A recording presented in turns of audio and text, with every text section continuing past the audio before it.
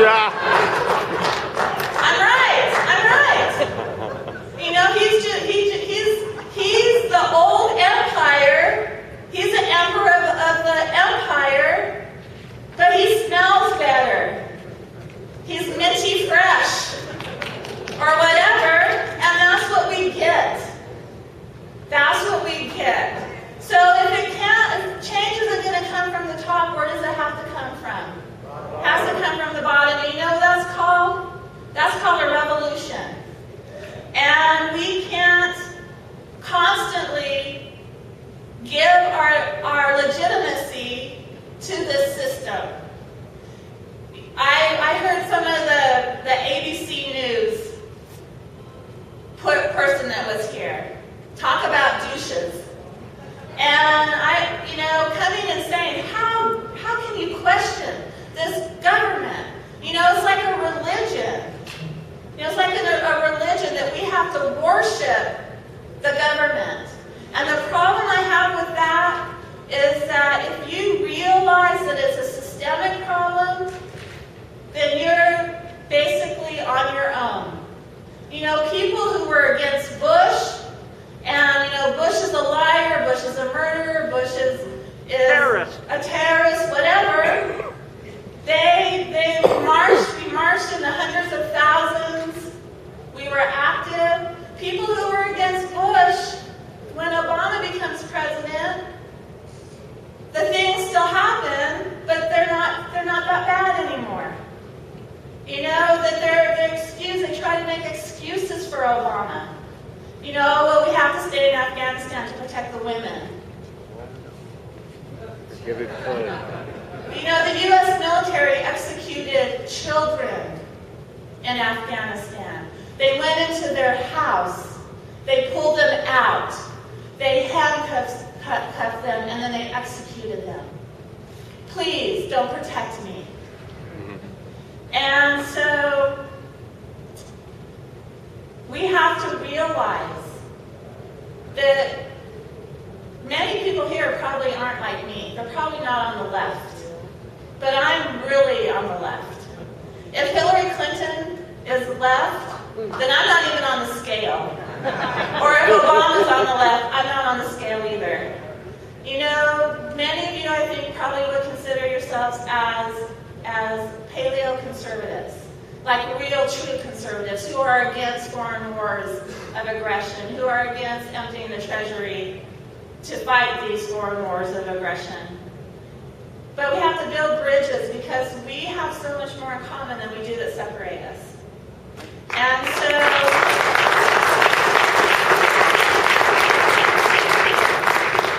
you know, people say, oh, I'm not coming to that event, and Cindy Sheehan speaking. And then I get people who say, why are you going to an event with conservatives? You know, because we're, like my documentary about Hugo Chavez, we're all Americans. You know, and we have to realize that it's the robber class versus the robbed class. And the robber class knows that they're fighting a war against us. And in fact, Warren Buffett said it. It's a class war, and my class, the wealthy class, we're the ones that are winning. So the robber class knows it's a class war. We want to think it's all different kinds of wars. We want to think it's about gender. We want to think it's about political parties. We want to think it's about religion. We want to think it's about gay or straight or whatever. Well, it's not. It's a class war. And we, in the same class, yeah, right on, it's a class war. We, in the same class, need to join with each other. And we need to forget about our differences, and we need to work on our commonalities to overcome the robber class. Now, the robber class knows one thing that we don't know, that there's way more of us than there are of them. And that's our strength. Our strength is our numbers, because we don't have the media, obviously. We don't have the banks. We don't have Wall Street. We don't have the military-industrial complex. We just have each other. And one thing about Venezuela is that the people have taken charge of that country. And the people took charge of that country from years and years and years of the oligarchy, or what I like to call the oilgarchy. That was what we have here in the U.S. too, the oligarchy.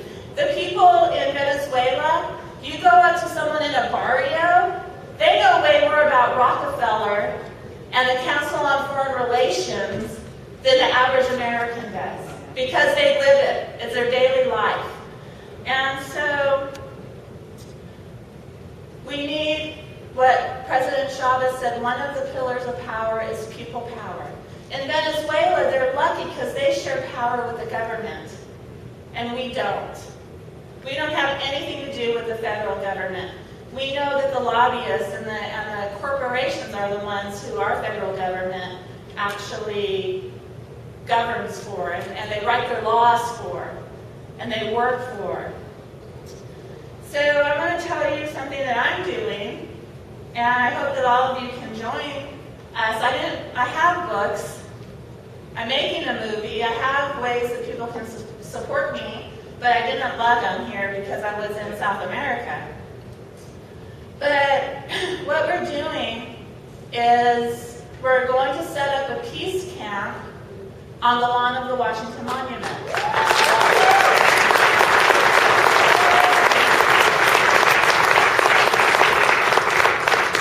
And if I remember back in summer of '05 when we had all this anti-war energy, that's what I wanted to do. I'm like, well, we need to take Camp Casey and we need to put it on George Bush's lawn. You know, he's leaving Crawford, we're leaving Crawford, but we can't give up. But what I call the peace industrial complex, you know, some of the organizations have a vested interest in not bringing true peace, or they're involved with the establishment and connected to the Democratic Party. That didn't happen. And so what they misused the energy of Camp Casey for was to elect Democrats. And look how well that's worked out for us so far. And so, I mean, we have a democratic tyranny in the government. I know this is probably not a popular subject, but if they really wanted single-payer health care, they could deliver single-payer health care to us. But they don't want it. If they really wanted to end the wars, they could end the wars. If they really wanted to take care of the first responders, they could. You know, there's a huge democratic tyranny in our government. There's no excuse for them not to pass progressive change. What they say, though, they'll blame it on the Republicans. The Republicans won't let us. F the Republicans. You know, we elected them for change. So it's just an excuse. They could pass anything they wanted if they really wanted to.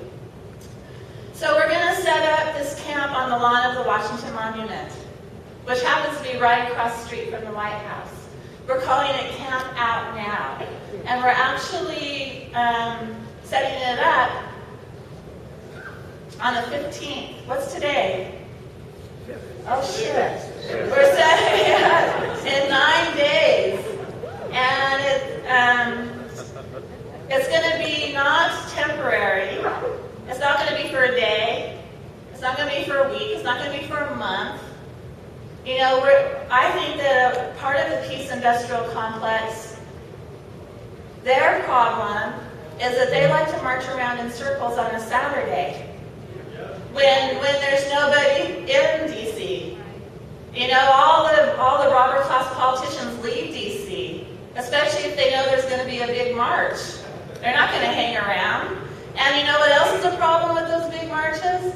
Say we have 500,000 people. People like the ABC station will say, oh, they have 10,000 people. And you know what else they do? They'll pick the craziest person at that march. And they'll run that person's picture over and over and over again.